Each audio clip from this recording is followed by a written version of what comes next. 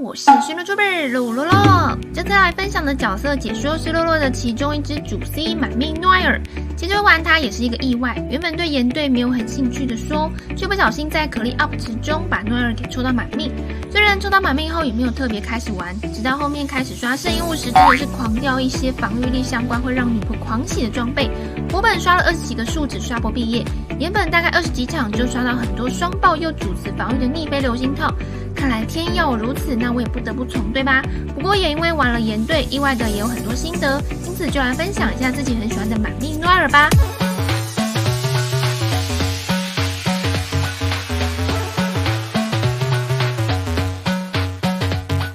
诺埃尔在6命以下的角色定位，基本上都只能作为一个护盾工具人或是水晶矿工的辅助角色。而若是要当个能够开大招后刀刀破案的主 C， 帅气的用40米的范围大剑横扫千军的话，就务必要让诺埃尔满6命不可。而诺埃尔的普攻倍率表现不算亮眼，因此最好的输出方式就是保持大招的冷却能够不间断。同时，诺埃尔开盾之后的普攻或重击都有几率可以为自身与后台队友回血，也具备一定的生存能力。甚至有时候护盾量足够的情况下，队伍中只靠诺埃尔当奶妈也可以。不得不说，满命后真的是一个很贤惠又全方位的角色。而在诺埃尔的护盾以及大招都是基于防御力作为基础的情况下，能够在圣遗物方面叠出越高的防御力趴数，对诺埃尔的整体收益表现就会越好，并且随着天赋等级的提升，防御力转化为攻击力的趴数也会越来越高，甚至可以超过100%。只是还没6命前的诺埃尔是无法将现有防御力转化为攻击力的，这也就是为什么在还没有6命的诺埃尔时是没有办法作为一个主 C 的。而诺埃尔在战斗上的抗打断能力非常强，普攻最后一下的击飞效果也很显著，有时候也可以看当下情况决定要不要下最后一刀。使用时再打很多副本都可以打破，很多周回 BOSS 也可以单挑，只是时间会比有克数的角色还要久一点。洛洛有时候懒得想阵容的时候就会用岩队。命制作1的诺埃尔主要是优化1技能的普攻和血效果，只要在大招和1技能同时强住的状态下，每次攻击必定回复血量。命制作2的诺埃尔在重击时消耗体力减少20%，伤害提升15%。虽然稍微优化输出，但由于防御力转化不了为攻击力的状态下，只是让诺埃尔低迷的普攻量再多那么稍微一丁点。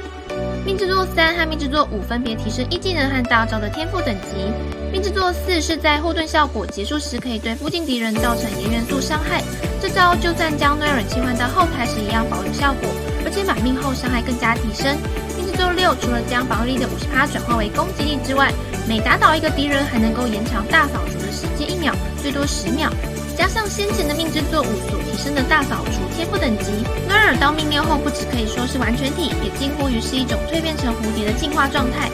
由于诺埃尔的天赋技能效果是基于防御力作为基础，因此在4星武器中最为推荐的就是攻防双加的白影剑，而且在铁匠铺就可以打造。若想要冲个满金链也不难，可以说是在还没有拥有5星天空之傲前，诺埃尔最适合的武器。其次，4星武器还有其他选择，但是都没有白影剑来的更加适合。首先是吃骨剑，吃骨剑虽然可以增加暴击，但由于剑的效果需要在场上待的时间越长才能够发挥出武器的特性，而选择吃骨剑的优势就在于因为有暴击的加成，因此在圣遗物方面可以选择更多带有暴击伤害的词条空间。另外还有西风大剑的部分，但由于输出太低，比较适合让非满命的诺埃尔充当护盾工具人时使用。5星大剑的首选为天空之傲，提供一定的充能效率之下，其打出的真空刃也可以让诺埃尔有额外的伤害。虽然其他5星大剑的部分也有仅次于天空之傲的选择，但总体来说还是没有白影剑好。虽然有出一把看似为诺埃尔打造的无攻大剑，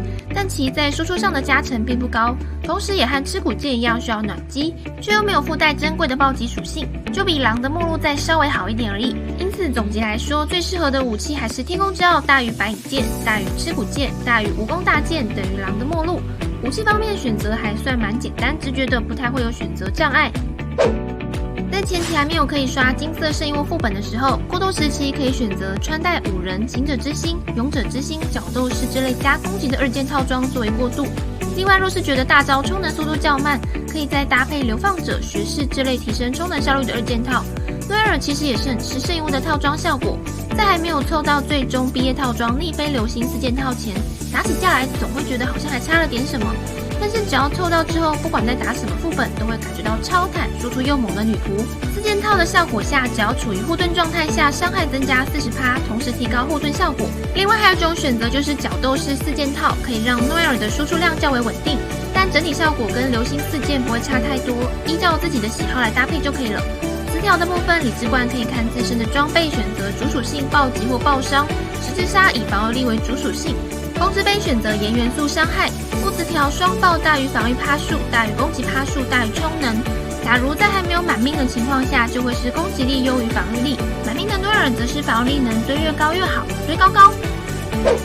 诺尔务必要搭配另外一名盐元素角色，以便触发盐元素共鸣的15%增伤效果。同时也因为诺埃尔需要维持大招的常驻，因此也需要透过其他盐元素角色的盐造物所产生出的充能效果，来加速诺埃尔的大招回复。加上目前推出的钟离和阿贝多出来后，只要放进其中一只，基本上就可以让诺埃尔近乎常驻大招。若是3只盐元素角色在队伍中，更是100%大招不间断。比起在最一开始只有盐主和凝光可以搭配时，多了很多变化的玩法。而且在钟离改动之后，盐队的整个起飞，未来盐队的玩法也令人期待。在近期生机螺旋12层的盐队也有非常不俗的表现。加上在官方所推出的盐队改动后，盐属共鸣在对敌人造成伤害后，能够使敌人20%的盐属减抗，是个很强势的增益。无论是钟离还是诺尔都受惠。总之很期待后面盐队改动时装的效果。而且洛洛也有抽钟离啊，虽然顶峰的是因为还没有刷好就是了。